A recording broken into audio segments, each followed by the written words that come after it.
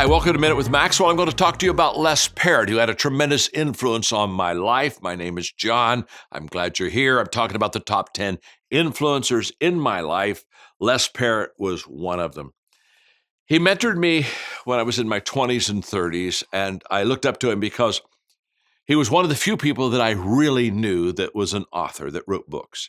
In fact, he had written 6 of them. I'd read them all, loved them all. He had influenced me tremendously. And we had this personal relationship, and so we got together once in a while, and we'd talk about our lives, and he poured into me. And one day I asked him, I said, Les, why do you write books? He said, John, I write books to expand my influence beyond myself.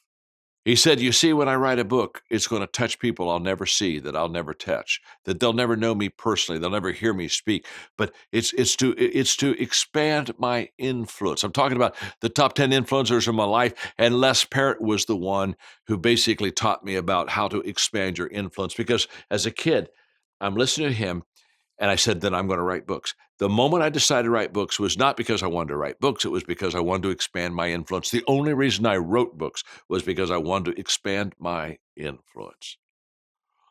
Little did I know that that decision would change my life. When I look back at my life, perhaps that was the best decision that I've made outside of my own personal relationship with God, because books have expanded my influence to tens of millions of people around the world.